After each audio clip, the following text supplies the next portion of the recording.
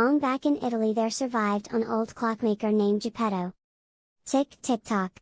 Tick tick tock. Went all the clocks in his shop. Geppetto felt pleased when he worked. But when he rested, an unfortunate sensation came by him. Ah? He would believe. All my life and no child to call my own. So, one day Geppetto sculpted a puppet from wood in the shape of a boy. He made the limbs of the puppet so they could move. He cut and stitched a great attire for it, as if it were a real boy. I will call you Pinocchio, stated Geppetto. That night, Geppetto laid the wooden puppet down onto the bed. From out of the window, a huge star shimmered brightly. Geppetto watched out the window to the twinkling star. Bright star, said Geppetto. If I might make one dream, it would be for a genuine boy of my own. However, of course, he knew that was not possible. That night, the exact same huge star swooshed right into Geppetto's face. It changed into a blue fairy. The blue fairy flew over to the bed. Little wooden puppet, said Heaven Fairy. In the early morning, you will be able to stroll and talk like a genuine young boy. She tapped the puppet one time with her wand. And if someday you can show that you are brave and real, you might become a real young boy. Pinocchio's eyes opened. One more thing, stated the blue fairy. Suddenly, a cricket appeared. He was dressed great and might talk. Meet the cricket, stated Heaven Fairy. He will stick with you to assist you to make sensible choices. And with that, the blue fairy went swoosh and was gone. Out of the window and up into the night sky. When Geppetto woke up the next early morning, he stated, I will go take my puppet out of bed. However, the bed was empty. Here I am, father, stated Pinocchio from the other side of the room. Geppetto swung around. What? You can talk? Yep. I am Pinocchio, your boy. How can this be? Said Geppetto in shock. Then he said, but who cares? He hurried over and swept the wood puppet into his arms. Pinocchio, my boy, he stated in terrific joy. One day Pinocchio stated, I wish to go to school, like other young boys.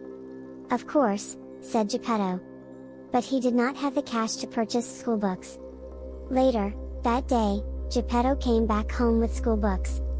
Now you can go to school, he stated. But father, where is your warm coat? With a wave of his hand Geppetto said, no need to stress over that. What matters is that you will go to school tomorrow. He did not want Pinocchio to understand he had traded his warm coat to purchase the school books. The next morning, Pinocchio said goodbye to Geppetto. He avoided along the course to school, humming as he went. The cricket rode on his shoulder, delighted, too. Coming up to them on the course was a fox and a cat. And where are you going on this great day? Said the fox. I am going to school, said Pinocchio. On such a fine day as this? Said the fox. It is too great to be stuck inside the school. You must come with us, to the reasonable. Listen to me, stated the fox. He put his arm around Pinocchio's shoulder. Anything you require to understand, you can find out at the reasonable. Really? Stated Pinocchio. Take it from me, said the fox. Pinocchio, said the cricket. He does not know what he is discussing. The fox covered the cricket with his hat. No one might hear the little fellow as the cricket tried to call out, Pinocchio, do not listen to him. Okay, said Pinocchio. Let's go to the reasonable. And off they went. What a reasonable it was! By the gate was a male worn white. He called out, come in, be available in. Right this way. Get your tickets here. With a sad appearance Pinocchio stated to the fox and cat, I do not have any tickets. A guy was selling old things at a table near eviction. He called, hey, you! Offer me those new school books of yours. That is how you can get cash for tickets. The fair was colorful and so brilliant and interesting, that the next thing Pinocchio knew he had sold his school books for tickets. No, Pinocchio, stop! Called the cricket, who lastly extricated the fox's hat. But Pinocchio, the fox and the cat did not hear him. They were currently inside the reasonable. On stage was a puppet program. I am a puppet, too, stated Pinocchio. I can dance like that. He jumped ideal onto the phase and started to dance with the other puppets. Look at that new puppet. Someone called. It has no strings. No strings? Said another. Amazing? Everybody chuckled and chuckled. They tossed coins on the stage. The male who ran the fair saw coins fly onto the phase. Well, now, he said, rubbing his chin. This puppet without any strings will make me rich. The next thing Pinocchio understood, he was caught and included in a birdcage. In the next minute, the door was locked shut. Hey, get me out! Called Pinocchio. But the individual who had thrown him in just left the space. Just the cricket heard Pinocchio's calls. The cricket ran back and forth, in and out of the birdcage, looking for a method to release the lock. However, he might not open it. I am stuck, sobbed Pinocchio. How did this happen to me? All an abrupt poof. There was Heaven Fairy. Please, stated Pinocchio. Can you assist me? Tell me something first, said the Blue Fairy. How did you enter that cage? Tell her what occurred, stated the cricket. Could he tell the Blue Fairy what had occurred? What would she believe of him? I was robbed, said Pinocchio. Is that right? Said Heaven Fairy with a frown. Pinocchio's nose started to grow. Yes, robbed, said Pinocchio. By two mean men, no, 4. The nose grew more. They took my books. They made me come here. And they tossed me into this cage. His nose grew longer and longer. Till Pinocchio could see nothing in front of his face but one big giant nose. Why is my nose so big? Pinocchio cried out. Pinocchio, stated Heaven Fairy in a stern voice. You should understand what the truth actually is. I think so, said Pinocchio. I desired to pertain to the reasonable. I came here with a fox and the cat. The nose grew much shorter. I had to offer my books to get some tickets. Had to? Stated Heaven Fairy. I decided to sell my books to get tickets, he said. The nose got much shorter still. Then someone put me in this cage, he stated. The nose was back to typical. Good task, Pinocchio, said the cricket. Well done, said the Blue Fairy. Now I will get you out of here. With a wave of her wand, Pinocchio ran out of the cage. Here are your books. And Pinocchio was holding the very same new school books in his hands once again. Know this, said Heaven Fairy, you are on your own from now on. Make certain you do the right thing next time. And she was gone. Pinocchio was back on the roadway to school. Coachman increased. Hey kid, how about a trip? No, thank you, said Pinocchio. I am going to school. You will ride much faster with me, stated the coachman to Pinocchio. He said to himself, he will ride quicker, all right, however not to where he thinks he is going. All right, said Pinocchio. I wish to get to school immediately. When Pinocchio was inside the coachman stated, Say kid, why do you believe boys like you go to school? To find out things, said Pinocchio. And to mature, I think. So, we can do what we desire. Well, said the coachman, what if I told you that could do what you desired, today? Right now? Yep. Believe it? Skip the books. Skip school. Right now, how would you like to have all the sweets you can consume? All the candy? Yep. Ice cream, too, ooh. Of every taste. Ever wish to smoke a cigar or play pool? All this and more, at Pleasure Island. Pleasure Island? Best location in the world for kids like you. Don't listen to him, Pinocchio, yelled the cricket. Why wait? Said the coachman. I know just where Pleasure Island is. This is your fortunate day, kid. So what do you state?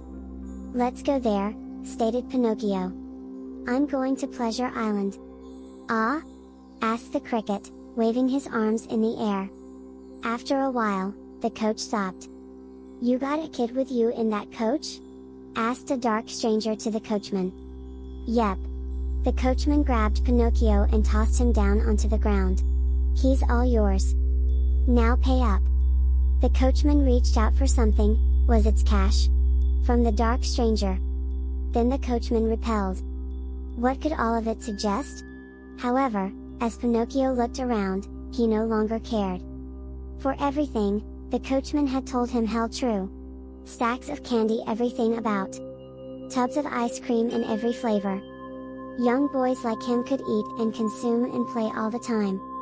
None needed to work or clean up. There were even stogies if you desired one, and pool tables to play. But after a couple of days, something was odd. Where did all the kids go? He asked Cricket. All I see now are donkeys, stated Pinocchio. I must say, there used to be more kids around here, stated the Cricket. Just then, among his ears popped into a donkey ear. Then his other ear popped into a donkey ear, too. Oh, cried the Cricket. What is happening to you? I do not understand, honk, said Pinocchio. Pinocchio and the Cricket saw a line of donkeys led by a dark stranger onto a truck. Oh, no, stated the Cricket. Now I get it. Boys become donkeys here. Then the donkeys are offered. Pinocchio, we must get you out of here, fast, while we still can. Let's go honk, stated Pinocchio. His 2 feet had popped into 4. Run, fast, stated the Cricket. One remarkable thing about Pinocchio's brand new 4 legs is he might run very quickly. Quick, fast, they lacked Pleasure Island. Soon they were at a dock by the ocean. Please sir. Pinocchio called out to a male by the dock. I am searching for an old man called Geppetto. Do you know him? Honk? Sounds like you are getting a bad cold, said the guy. Geppetto. That's the old man whose kid left one early morning and did not return. He went out on a boat to look for him. No one has seen the poor person since. Oh no. This is all my fault honk, said Pinocchio. I must look for my daddy. Pinocchio leapt off the dock into the ocean. The Cricket led in too, close behind. Most of Pinocchio was still made from wood, so he could drift on the ocean. Father! He called out, paddling the water with his arms. Father! But there was no answer. All Pinocchio could see around him was blue water, everywhere. Up until what was that, far away? Something was rushing up. Something huge, and fast. In a moment, a huge whale was upon them. It opened its giant jaws and with one gulp, swallowed Pinocchio. Rushing inside with all the sea water tumbled Pinocchio and the Cricket. They saw that they were in the dark stomach of the whale when they came to a stop. Are you all right? Stated Pinocchio to the Cricket. I am fine, stated a voice of an old male. Wait a minute, said Pinocchio. Father, is that you? There was Geppetto. Father, it's me, stated Pinocchio. My boy, stated Geppetto. I believed I was dreaming. They hugged in delight. Look, stated Geppetto as the 3 fish swims by. There goes our dinner.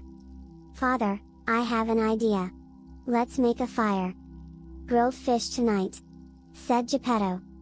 No, I imply for us to get out, stated Pinocchio. He gathered driftwood and got a flame going. This is how we can make the whale sneeze, he stated.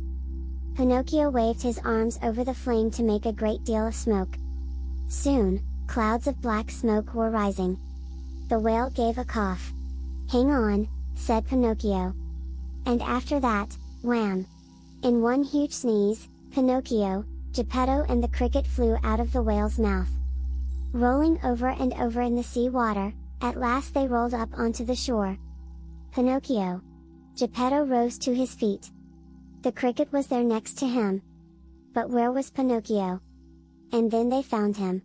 Pinocchio was dealing with it down, his head in a puddle. Pinocchio.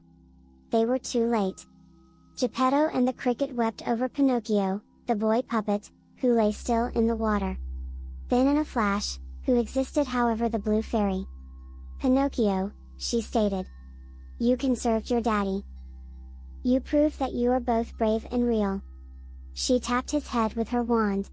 And now you will be a real kid. Pinocchio woke up. He looked at his soft arms and soft legs. Father, he cried out. Look! I am a genuine kid. That you are. Wept Geppetto. Heaven Fairy relied on the cricket. Come, she stated. In a flash, the two of them were gone. And they lived many long and pleasant years together.